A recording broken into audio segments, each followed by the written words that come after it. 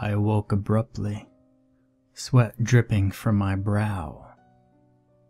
I could feel the presence again. His presence. I looked around my room, and I know I'm being watched. It's not anywhere to be seen. Damn. This is the third night in a row I've been awoken like this. The fear is starting to take over my mind. Something out there is stalking me. Something wants me. But I should back up and tell this from the beginning. I'm 16 years old and moved into this house with my family 7 years ago.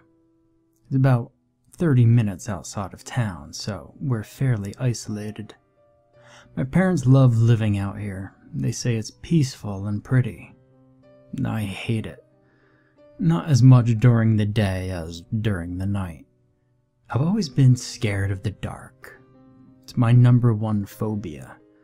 I just hate not being able to see anything. And out here, at night, there's no light other than the moon and stars. No warm, comforting glow of street lamps. No headlights slowly moving up and down the streets. Just a hazy darkness. And it's especially dark during a new moon. And that's when I first encountered it. That thing. I had a bunch of friends over, and after dark we all decided to play some airsoft capture the flag. It was a new moon, which made it especially dark and creepy. No light pierced through the inky blackness, except the flashlights on the barrels of our airsoft pistols, and the occasional zip of glow-in-the-dark airsoft pellets flying at their targets. We were all having a great time. I had grabbed the other's team flag and was rushing back to base when I heard a sound that made my blood run cold. A scream of terror coming from about 30 feet to my right. A flash of white was rushing away from the sound. I changed direction and rushed towards the noise, aiming my flashlight at the source of the sound. My friend, Jacob, was sitting in the dirt, holding his bleeding leg, obviously in a lot of pain. And the cut was deep. Another friend, Matt, and I rushed him inside, where we sat him on the edge of the bathtub and began to wash and dress the cut.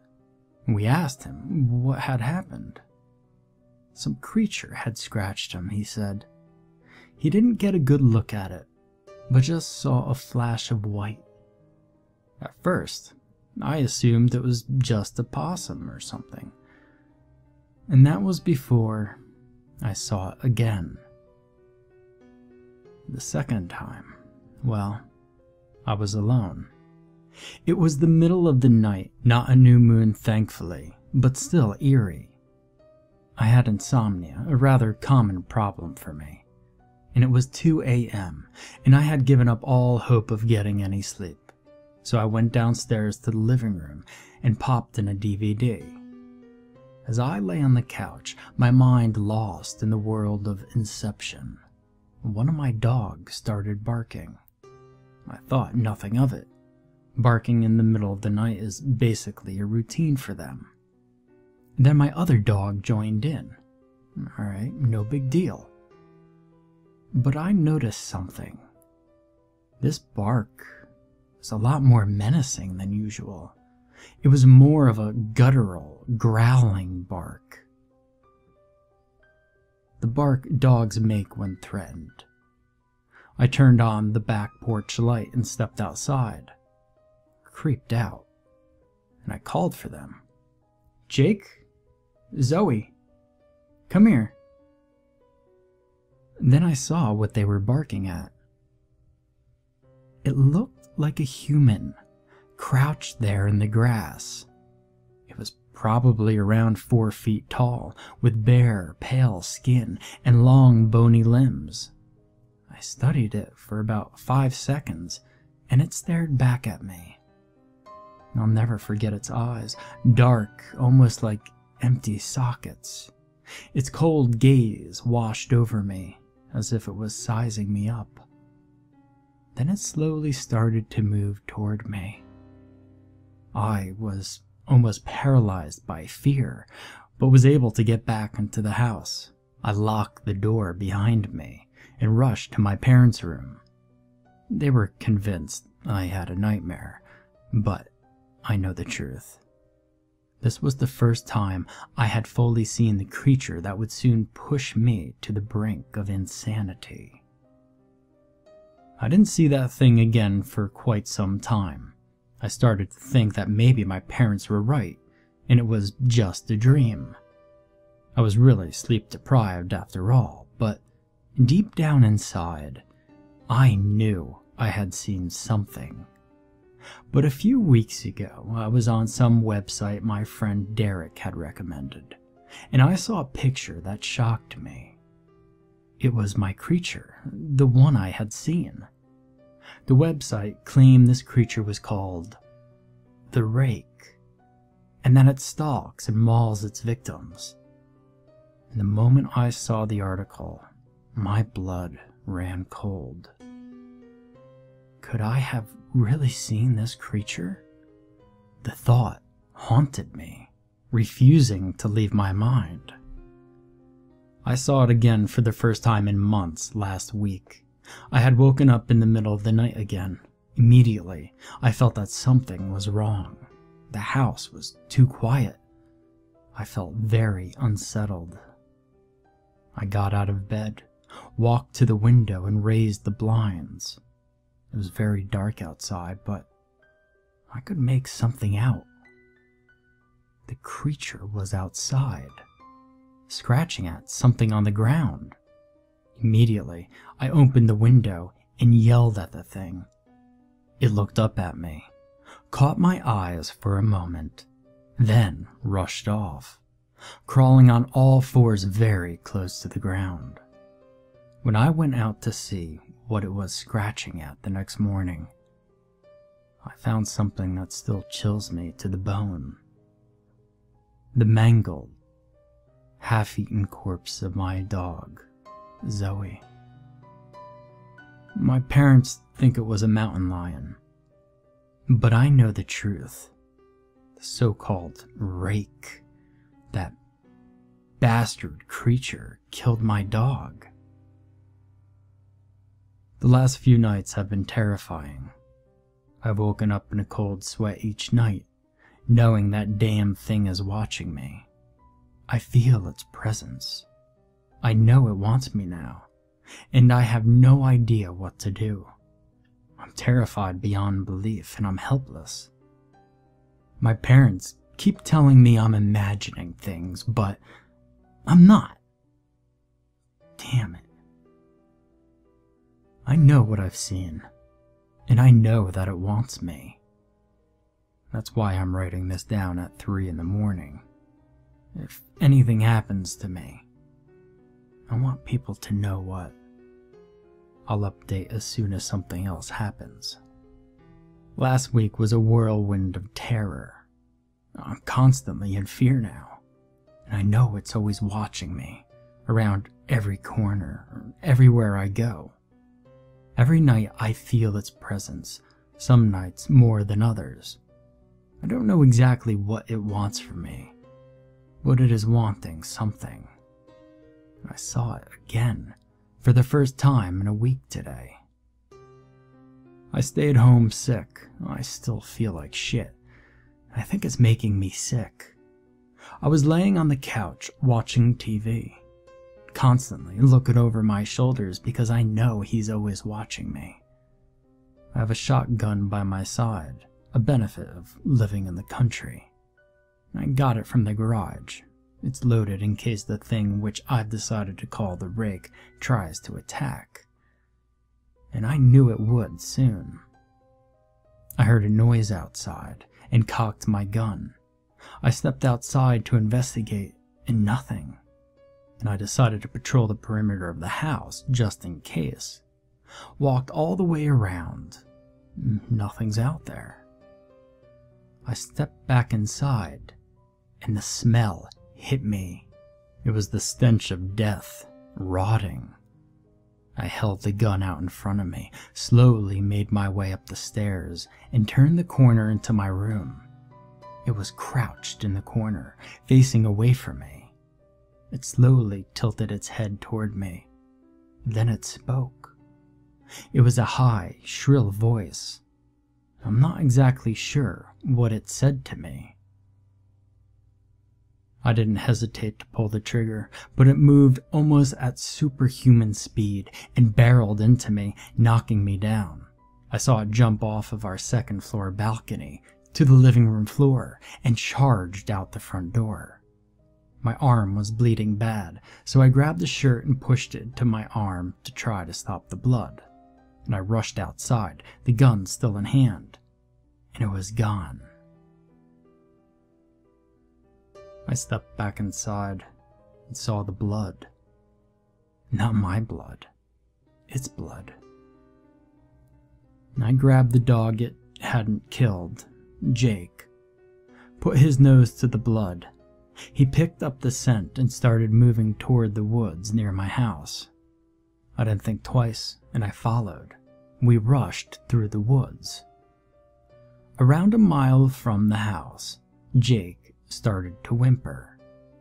I sent him back. This was my job. I started to explore the area, my finger twitching on the trigger, terrified. After about half an hour of searching, I saw something weird. A small area of ground that was different. It seemed covered up. I walked over and swept away the grass. I was right. There was a board under the grass. I pulled up the board, exposing a hole, and a rusty old ladder led down. Now, against all better judgment, curiosity got the best of me. I slung the shotgun over my back and lowered myself down. It was a tunnel. It wasn't well lit, just a few candles, but it was light enough to see the blood-smeared walls. The smell was terrible. I could see paintings in the blood, disturbing things, stuff I never wanted to see. I walked through the tunnel toward the source of more light. I could see a sort of a room, and when I stepped in, I wanted to throw up. There were animal parts all over the floor, on the walls. This must be its feeding room. I turned around, retching, and there it stood, right behind me. It reached toward me, and I blacked out. I woke up in my room about 30 minutes ago now, alone. No cut on my arm, no blood anywhere. I decided to write everything while it's still fresh in my mind. Parents still aren't home.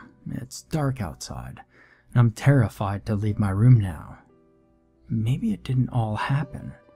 Maybe I'm going insane. Paranoia is here to stay. I realize what the rake said in my room now, when he talked to me. It wants a sacrifice. Mom, Dad, if you read this letter after I'm gone, then get the hell away. I don't know where to, but just leave this place. A couple of days later. It's over now. He's satisfied. The sacrifice is made, and I'm alone. He was with me three nights. He just stands next to my bed, watching me, and sometimes he'll whisper to me. He told me he wanted sacrifice, bloody sacrifice. He said I had to do it. I knew he was right. They don't matter to me. I can be alone. My parents thought I was going crazy, and little did they know. My parents thought I was going crazy. Little did they know. So, last night, I told him I'd do it. I'd give him a sacrifice, a good sacrifice, so he will be happy. I told them to come with me. I wanted to show them a pretty spot I had found. They walked with me, walked to the rake hole. I opened it up and pulled out a gun. I told them to go into it. And they asked what I was doing, and I told them he wanted to see them. They went into the hole, and we walked through the tunnel. She was crying. Then, Mr. Rake came out of his hiding place. He looked at me with his black eyes and smiled. Then he killed them. They screamed a little bit, but I didn't care. He was happy now. He pointed at the hole, and I knew it was time to leave. I'm back home now, all alone in my dark room. I'm not scared of the dark anymore. I like the dark. It reminds me of my old friend, the Rake. I'm okay. I'm not okay. I just led my parents to their death. I'm crazy. I have the gun to my head now. I'm going to pull the trigger. I'm looking across my room and he's crouched there, smiling at me, telling me to do it, that he's still hungry and wants one more sacrifice. I'm going to give it to him.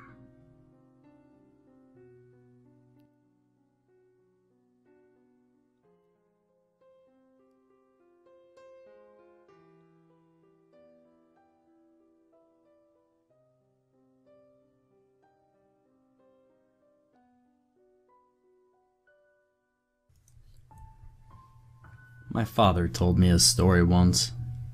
I'll never forget it, for a few reasons. I think it's the first story he ever told me as a child. It's also the story of how my grandfather died. But honestly, that isn't the reason. You hear stories on TV, or sometimes you overhear something in a public place. People talk about ghosts and aliens, and you think to yourself, nah, that ain't real. They're making it up, or, they're mistaken. Or they're crazy. Something like that. You just can't believe it. Until something happens. Something that brings it all together, connects the dots in a way you didn't think of before. Maybe it happens to you. Maybe you hear the same story again and again, happening to different people. It doesn't take long for the world to become a lot bigger than you thought it was. As I said, this is a story my father told me, but I never believed it, even though he swore up and down it was true. It wasn't until I started clicking around the internet I started to believe. I started to hear other stories just like the one my father told me. It didn't take long to believe in the Rake. That's not what my father called it, of course. He never used the internet in his life. He wouldn't know what the consensus has taken to naming it. When he chose to call it something other than it or that thing, he called it Skinwalker, after an old Cherokee tale his grandfather told him. But I'll tell you the story the way he told it to me. We were out hunting one night, he'd tell me. Coyotes. We'd kill them for $50 a skin. Now, my dad, they lived on a dairy farm in Ohio. They'd kill calves sometimes. We'd do it every night because we needed the money. Sometimes, while we were out, we'd come on a deer and kill it. Our landlord didn't mind, and it could feed our family for a few nights and save us some money. Anyway, We were done making our rounds and heading home, walking, 'cause we didn't have a car or some four-wheeler back then.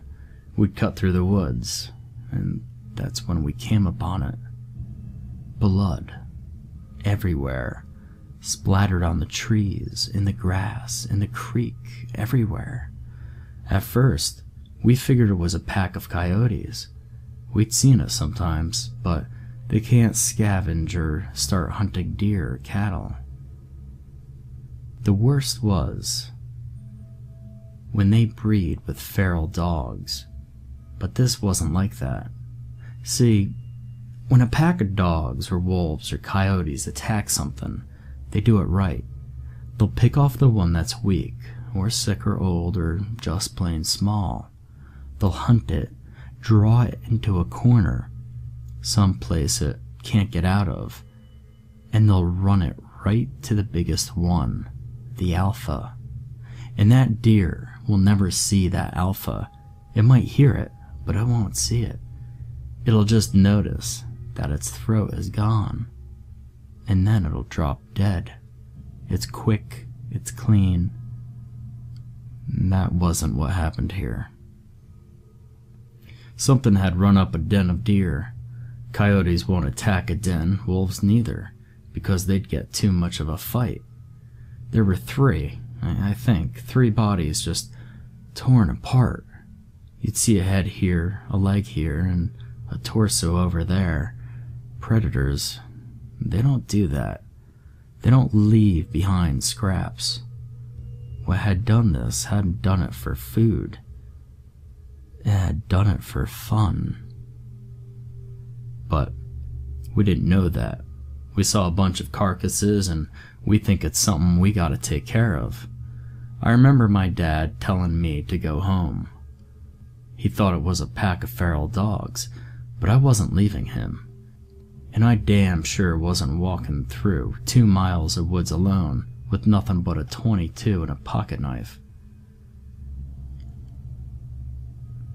I was only 13 at the time, so a .22 was about the only gun I could reliably use. Dad had the shotgun, and I wasn't going anywhere without it. It took me a while to convince him, but finally, we began tracking whatever did that. It wasn't hard either. We just followed the blood. Either that thing bled a deer before it got away, or it dragged one for a mile. I don't know. I know I'd never seen my dad scared before that night. We started hearing noises. I've been through a lot of woods in my life.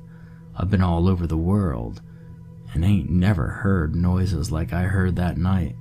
I heard things screaming. I heard deer and fox and rabbits and raccoons and birds just scared. Keep in mind, this is maybe 12 or 1 o'clock in the morning. Except the fox and some birds, nothing was supposed to be even awake. But they weren't just awake. They were moving. I saw flocks of birds that night fly straight into trees just trying to get out of there. We came up on a pack of coyotes, nearly shot a couple, thinking it was what we were looking for. But then we saw they were running towards us. They ran right past us and didn't even notice us. Then some deer did the same. Some rabbits, squirrels, foxes, and even a couple of wild hogs. These things were supposed to be eating each other, and the only thing they cared about was getting out of there. We should have put it together that maybe, whatever we were tracking, it wasn't something we were supposed to see, and it wasn't something we could kill. I don't know why we didn't just go home. I guess we were curious. I think that was my dad's nature, to go towards trouble, to fight. And knowing what I knew about what my father did during the war, my nature was to stay close to him. We finally got into an open valley. It was normally a soy field, but it wasn't in season, so it was just flat dirt. We saw the tracks then. A lot of the animals fleeing the forest had paved over the land, but where that deer blood was, nothing had taken a single step, like they were leaving it for us to find. The tracks were shallow. Whatever it was couldn't have weighed more than 100 pounds, but that didn't mean much. A bobcat weighing 40 pounds wet nearly tore out my damn throat once. All that means is that it's quick and hard to hit.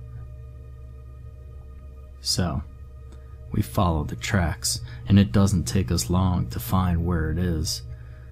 There's this old schoolhouse that sits on top of a hill.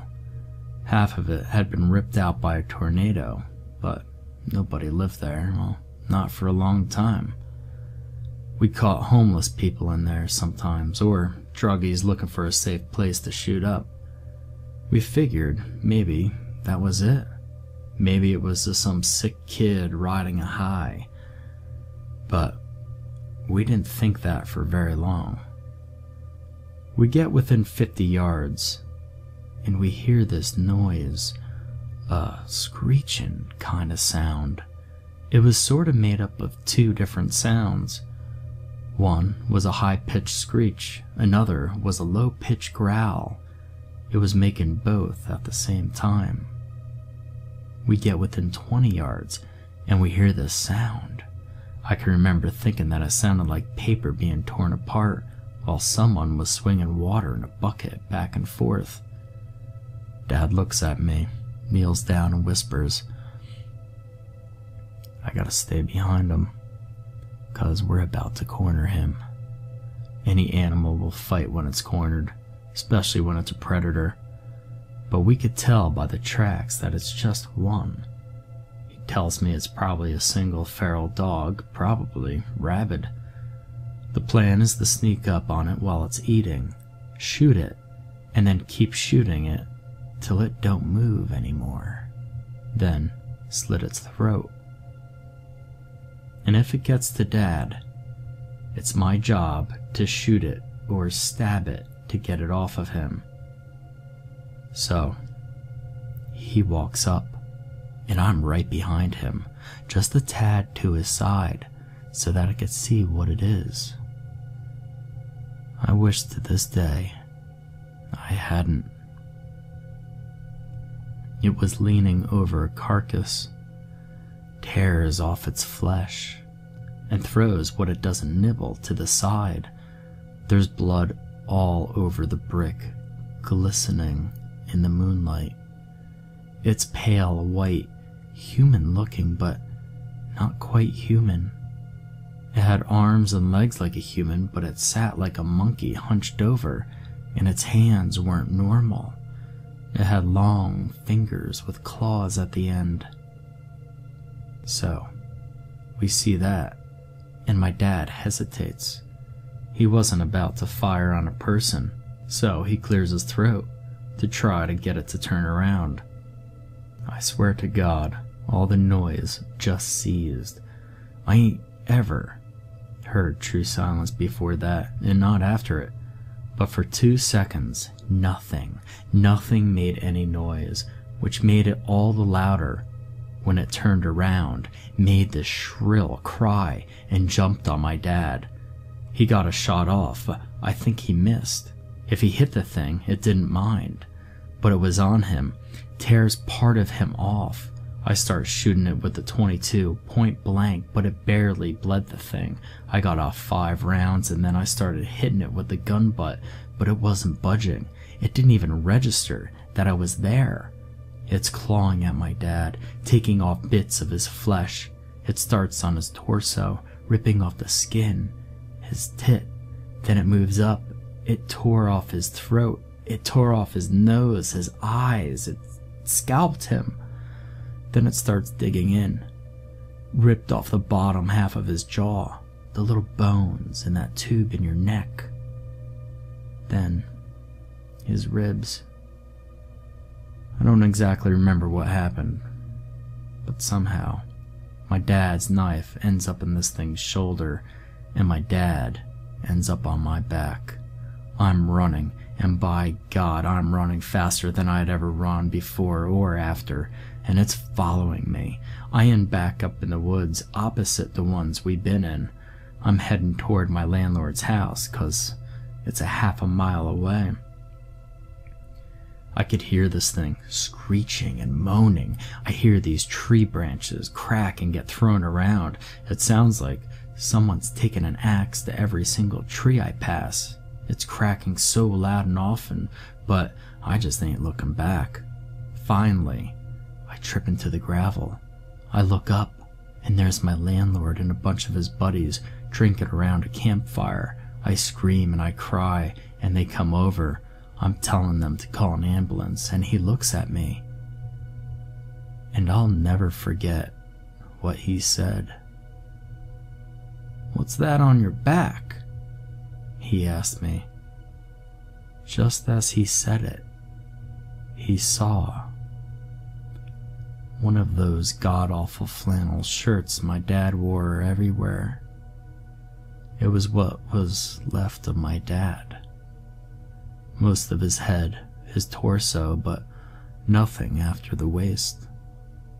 Suddenly, we hear it screeching. He grabs me. My dad gets thrown to the ground. I'm fighting him, crying, 'cause I think we could still save him somehow. But my dad had been gone before I ever picked him up. He has to pick me up and throw me inside before I come with him. He and his buddies were all inside, and they're locking doors and getting guns. The landlord's asking me, "What happened? What happened?" But I just don't know what to tell him. He pieced enough of it together to understand that there was something dangerous there. All the lights in the house are on, and someone calls the cops. They'll be there, but in 15 minutes. We look outside, and we see it walk in front of the fire they made. "Don't know what it is," one of them says. "It looks like an ape." Suddenly, something goes through the window. We shoot at it, but ain't the thing. It's my landlord's dog. Just the body, though, not his head or legs. We start pushing things in front of the doors and windows when we hear something in the garage. I remember one of his friends saying the doors were open.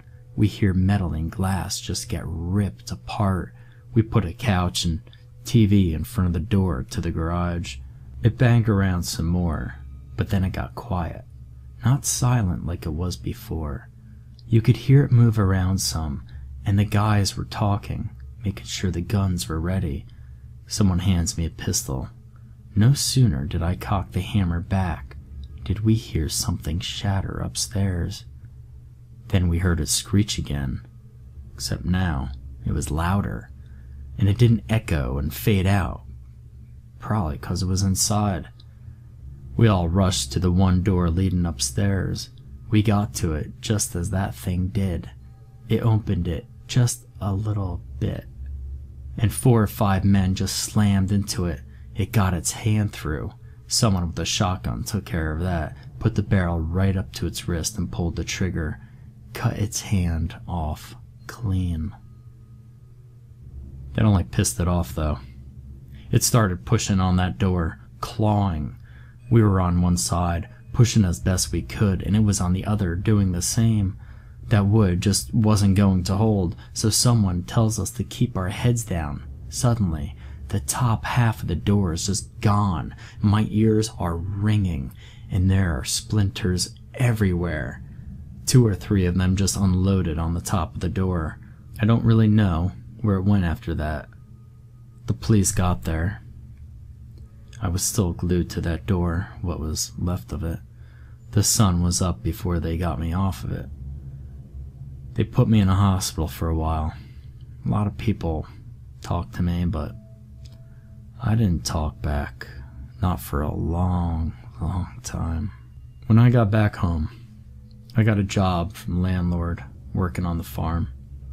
We didn't talk much, not about the thing, but I signed up for the army when I was 19, and he sat me down to drink some scotch as a send-off. I asked him right away what the police told him. The story they went with was a wild animal, probably a wolf or maybe a bear that had migrated north. I asked them how they could say that when they had the hand. He looked at me stunned. He tells me that the hand never made it back to the station. The cop who had it in his car wrecked, drove into a tree and died on impact. The hand was never found. Probably taken away by an animal. The cops, when they would acknowledge the hand existed at all, said it was simply the paw of a bear that looked like a human hand. Well, I never talked to the landlord again. He went missing when I was in basic. Never found him. They said he owed some people some money and just ran away, but I don't think it's that simple. I never went back into those woods. I wouldn't even if I had the whole goddamn US Army at my back. But that was a lie. When my mother died, I don't think my father felt he had anything left, and that he might as well settle old scores. He went into those woods, and he never came back. FBI was called. They did a show for everyone involved, but I knew they weren't really looking. I had to get one drunk and slip him a few 50s before he finally told me that they get a few calls about those woods every year, about someone up and vanishing. But that was all he wanted to tell me. Before he got up and left with the rest of his team, he wrote "The Rake" onto a napkin. I don't know what it meant until I searched for it on the internet. Honestly, I would have rather not known.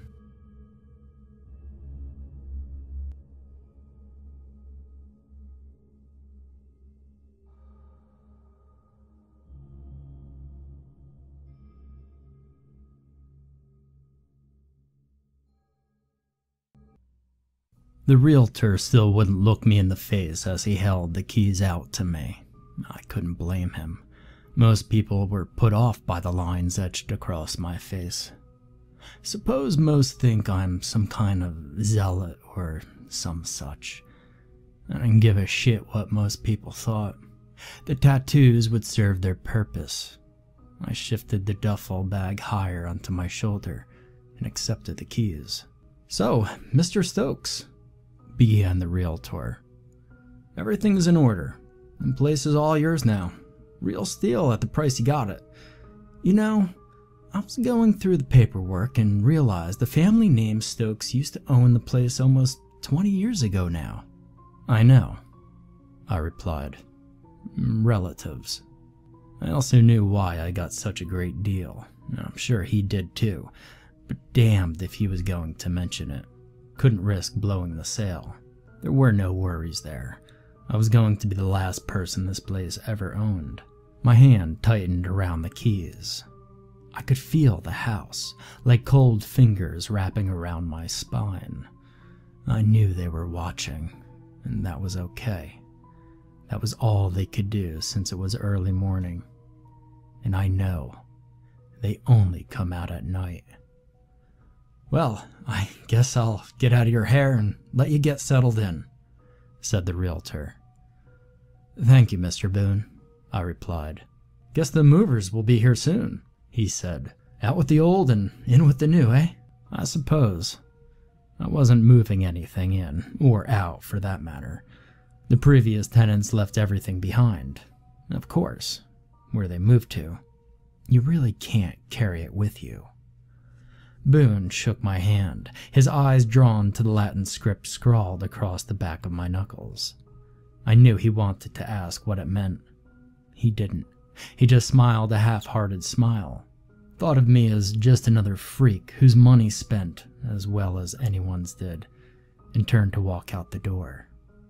"Goodbye, Mr. Stokes," he said. "I hope you enjoy the place." "Goodbye, Mr. Boone."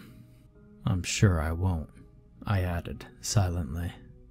The door clicked shut behind him. I twisted the deadbolt home and pulled against the door to be certain. I slung the bag down from my shoulder, unzipped it, reached inside, and pulled out the nail gun. I started at the bottom and drove long, nail after nail through the door and into the frame. I stood in the living room, nail gun in hand, ready to start on the windows. And I froze as my eyes found the staircase. My mind flashed back all those years ago, back to Marie. I could still see the blood and the strange angles her broken body made as it tumbled from the second floor down. I could still see her eyes staring open, her last act mouthing the word, "Run." It was the last thing my sister ever said. I shook myself out of the past and walked to the windows. I had so much to do before sundown, and I felt eyes on my back as I moved. The fireplace mantel was dotted with small porcelain people, little milk-white, angelic boys and girls whose heads shouldn't be able to move, but turned to watch me nonetheless. I smiled and raised my middle finger. I made my way through the house, upstairs and down, securing windows and doors, any way in or out. Memories haunted me again in the master bedroom. The bed rested in the same spot as my parents' bed had. I could see it in my mind's eye. The bed soaked with blood, my mother lying in its center with her chest flayed open, her head resting on the floor at the foot of the bed, and a horrible, rat-like thing picking at it, like it was the last scrap of chicken on a bone. The rat thing looked at me, a snarl curling its lips. No, not a snarl. A smile. "Want some?" it asked. And I remember running for the stairs as my sister screamed. I looked over my shoulder as I reached the bottom step. Marie had followed moments behind me. As she set foot on the last step, the thing that would end her life seemed to peel itself from the wall behind her. It was tall and thin, like a skeleton covered in nothing but sagging, clammy skin. The thing had no face, just droopy, wet folds of flesh. Marie screamed again as it wrapped its arms around her, its long, thin fingers cutting into the flesh of her arms. It squeezed, and I heard my sister's bones snap. Blood bubbled from her mouth as it let go, and her shattered body fell. I did as she asked me, and I ran for the door. My feet slid from under me as I skidded to a halt, my heart hammering in my throat. A woman stood blocking the front door. She was nude and beautiful, one hand caressing a full, firm breast. Recognition blasted through my pubescent mind. I knew this woman, this image. It was seared into my 13-year-old brain from a late-night cable channel movie my parents would have flipped out about if they'd known I'd been watching. My confusion turned to a scream as the skin of the beautiful face split down the middle in a gory red line. The bone of the skull cracked in a zigzag line and opened, the jagged shards like teeth in a gaping mouth. I scrambled to my feet, and I ran. My father, well, he died in the kitchen. He was blamed for it all, actually. A murder-suicide. My father, he didn't kill himself. I saw it all as I stumbled my way into the kitchen. My father was propped in a kitchen chair, his face a red, battered mess. And a man stood before my father, his back to me, and a shotgun in his hand. The man turned and smiled, showing a haphazard row of crooked teeth. My father's eyes looked out from the gaping, gore-rimmed holes in the man's face. The man reached toward my father's slack, broken jaw. He fished out a cracked tooth, opened wide, and jammed it into his wet, rotting gums. Then he pulled the shotgun to my father's head, and he pulled the trigger. I don't remember getting to my feet, or making it to the kitchen door, or running the 2 miles to the nearest neighbor. I don't remember what I told them, or what I told the cops after they were called. And I don't remember crying in racking sobs or pissing myself, but they said I did both. I don't know why I don't remember. Maybe shock had finally set in. I learned later that we weren't the first, nor the last. Almost everyone who ever lived in that house died violently. There were few exceptions, like myself. I researched back as far as I could, but I never found the root, the cause of all the death. I don't know, maybe some places are just evil. After what seemed like hours, I tossed the nail gun back into the duffel and sat down beside it. I was trapped, just the way I wanted it. I pulled the bottle of water from the bag and downed half of it in a gulp. I replaced it and took out a container of salt. I pour the salt in a 6-foot circle, taking care to make sure the line is steady and unbroken. I remove all my clothes and sit cross-legged in the center, with my eyes closed. I need to be calm, centered. I rest and wait for night. I lose myself to sleep, for how long I don't know. The noise wakes me. They're all there, all the demons from my nightmares, just outside the salt. The man from the kitchen is blind once more. My father's lifeless eyes long since rotted away.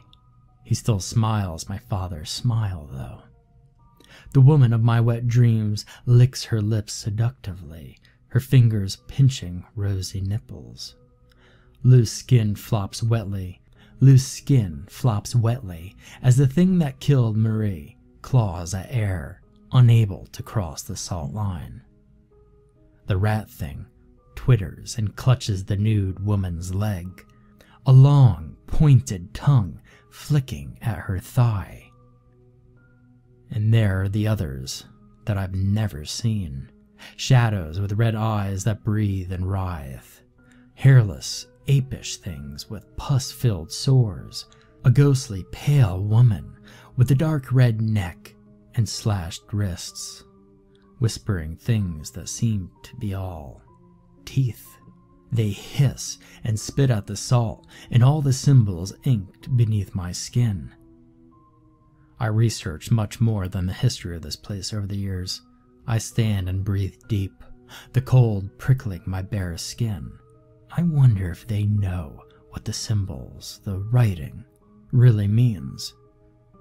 Time to find out. I reach my foot out and break the salt lines. The demons rush me, crashing into me like high tide, and I smile. They didn't understand. I feel their joy, then their confusion as they touch me. The prayers and incantations inked to my flesh do their work. I feel them warp and stretch as their bodies and mine become one. And I scream as the legion invades me, trapped beneath my skin. My dream woman was last, her nails raking furrows into the wood floor as the spell sucked her in. I fall to my knees, struggling for control. I feel them all inside me, screaming to get out, battering themselves against the wards branded into my flesh. I crawl to my bag and reach for the small, red gas can within. I will die tonight, and with me, this house and its demons. I empty the can over my head, the acrid fumes of the gasoline forcing themselves into my lungs. I pull the lighter from my bag. I burn. I wake. The fluorescent lights sear my eyes and pain comes in a rush. I try to move, but bandages swathe my body. The pain worsens. A gray-haired, white-coated man looks down at me. "Can you hear me, Mr. Stokes?" he asks. My name is Dr. Montgomery. He shines a penlight into my eyes. You were in a fire, Mr. Stokes. I'm sorry to tell you this, but you have third-degree burns over 95% of your body. You've got a long road ahead of you, Mr. Stokes. A deep, strong voice says, Oh, I'll be all right. My heart freezes. The words come from my mouth, but it is not my voice.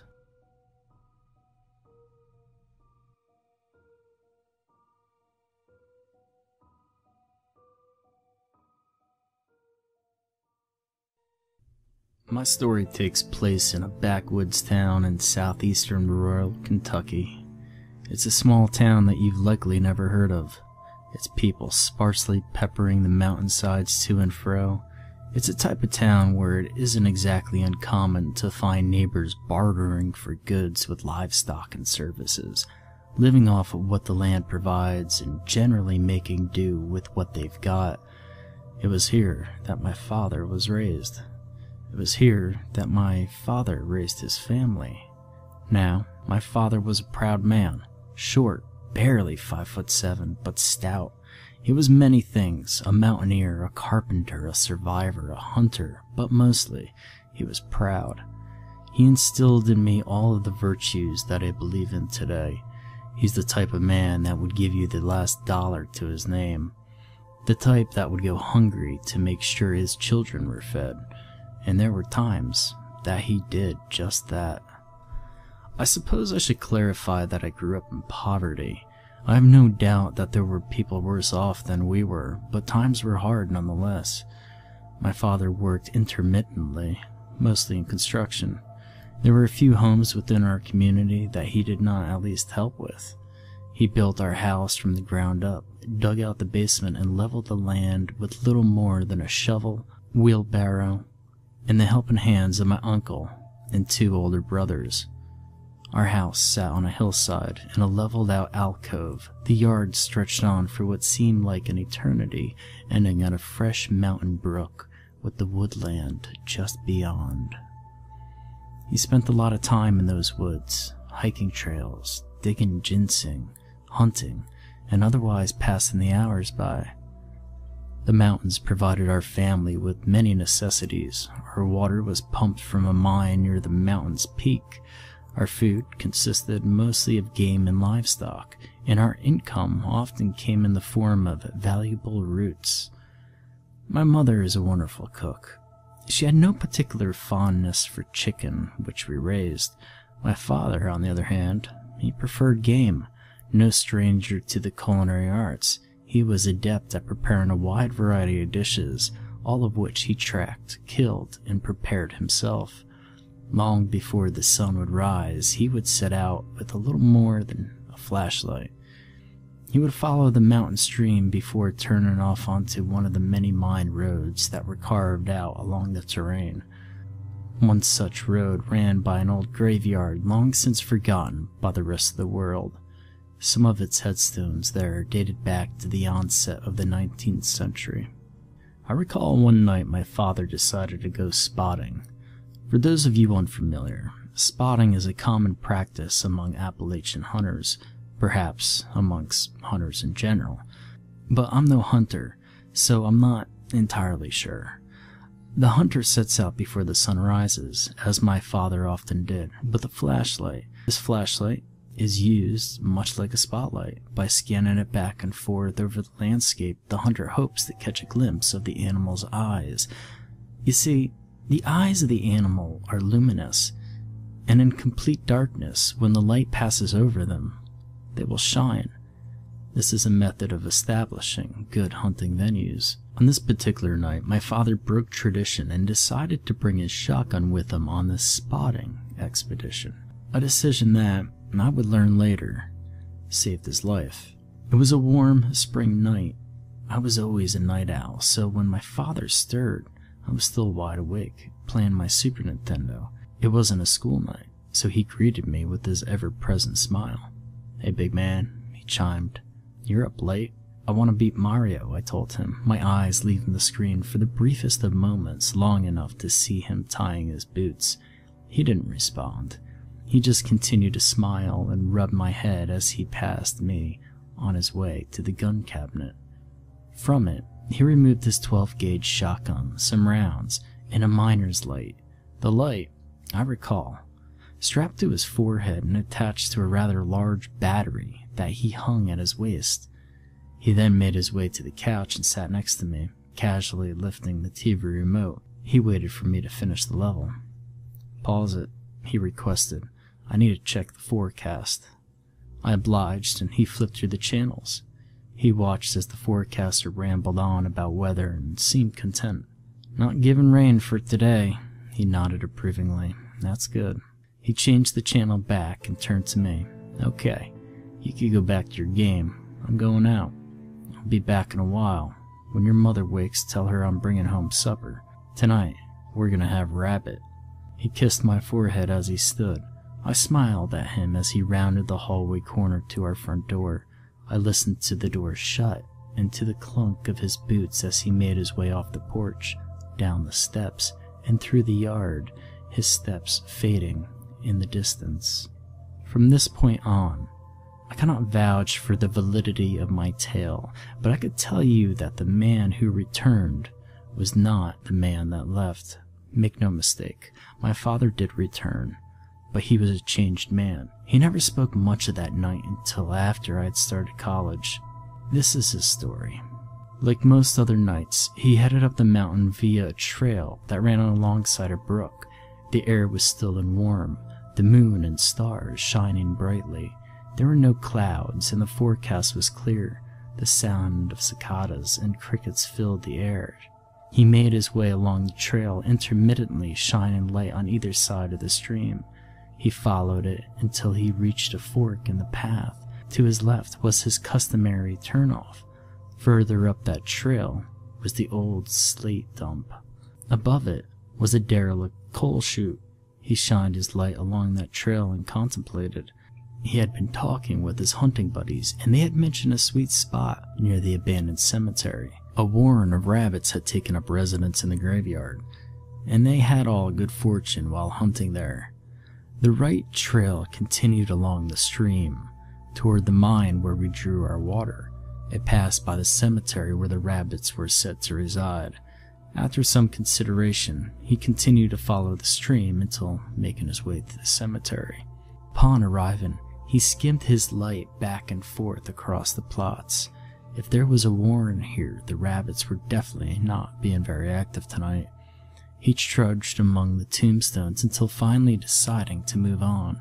He walked back to the trail and stopped. He could go back towards the slate dump. At the very least, he thought, he could cover grounds that he was used to hunting.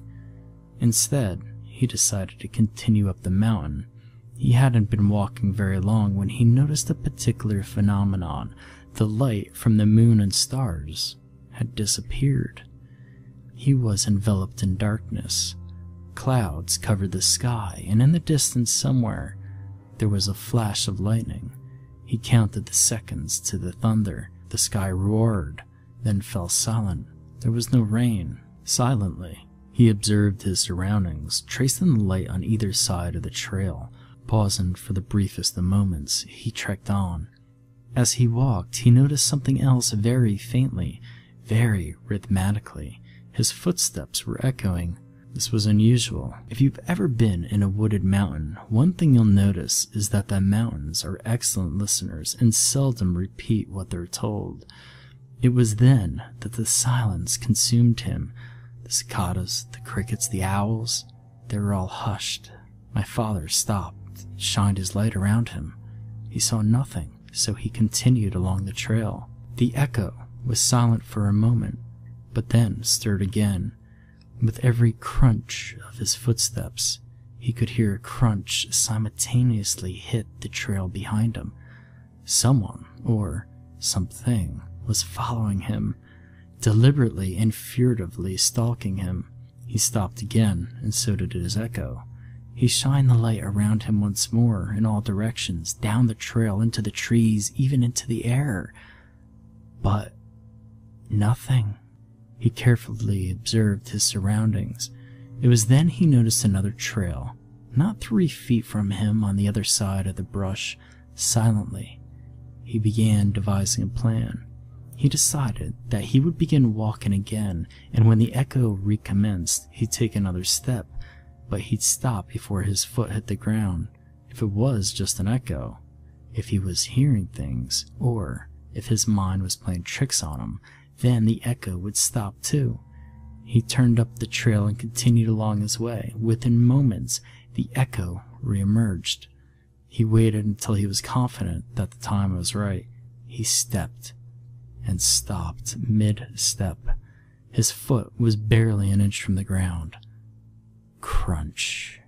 The sound resonated through his very being, sending shivers down his spine. He wheeled around, shining his light again, only to be greeted by darkness. He turned back up the trail, quickening his pace. Again, he heard the footsteps behind him, only this time the strides did not mimic his own. They were faster, louder. It dawned on him at this point that his stalker, whatever it was no longer interested in remaining unnoticed. He loaded his shotgun as another plan developed in his mind. He decided to step through the brush to the trail on the other side. There, he would wait for it to pass him, and he would turn the tides. Without hesitation, he cut off his light and stepped across the brush and waited in darkness. The sound of its strides continued up the trail before coming to a halt, what sounded like mere feet away. Then, it crossed through the brush. It was standing right beside him. His stomach sank as he fumbled for his light. He could feel eyes burning into his skin, boring holes into his brain. His hands were shaking, his knees trembling. The light came on with a sudden flash. Again, nothing. There was absolutely nothing there. He shined the light in all directions, hoping to find some evidence, some indication that something was there. Broken branches, footprints, anything. But there was none. There was no sign of anything passing through the brush. No sign of anything walking along the trail. My father, an expert hunter, could find no trace of the thing that was stalking him. Could I be sleeping? Is this just a dream? This was the only explanation his mind could conjure. He gave himself a tap on the face, pinched his own arm, hoping to rouse himself from slumber. Instead, he only flinched from the pain. He was awake. Of that, he was certain. He shined the light further up the trail and saw something. A building, stone and steel. The old cold chute. If he could just reach it. Without reservation, he bolted for it. He could hear its strides coming up fast behind him. He turned onto the coal chute and dove in. It collapsed around him, sending him pouring down onto the slate and rock. Quickly, he made his way to his feet and shined the light towards the chute. Shotgun in firing position. He could hear it moving fast up the trail. He heard it hit the coal chute. It thundered and shuddered under its weight. But my father couldn't see anything. He blindly fired, pumped, and fired again and again and again. The boom of his shotgun echoed throughout the valley, a sound matched only by a roar that made the hair on his neck stand. The chute was silent for a moment. Then he heard its strides bolt in the opposite direction. It made its way up the mountain trail toward the mine. He stood in darkness. He waited for a long time, listening, until he heard the first chirps of crickets break the silence. He made it home around noon, beaten up pretty badly from his fall. He wouldn't speak a word. My mother attempted to console him, but was only met with a silent look of despair. His eyes filled with a dread like I had never seen before, and his ever-present smile was gone. Not long after, he and my mother separated. The courts ordered that the house be turned over to me upon my 21st birthday. The summer before my senior year in college, I returned home to find him sitting on the porch, shotgun in hand. He had long since erected a security fence that enclosed the entire property. He told me his tale, and he told me that he continued to hear it, When he walked to his mother's, or when he trimmed the hedges and mowed the lawn, he could hear it following him. Ever presently, it stalked him, hunted him. After my dad passed, I left the house empty. It didn't feel right when it had been built from the ground up, but then I met the woman who would become my wife. Now we are married and expecting a son of our own. I brought them back here to raise my family where I was raised. But I write this now because I'm afraid. Each night, I do a quick sweep of the property. I check the house, and then I check the yard. And each night, I could hear my own footsteps echoing beyond the fence.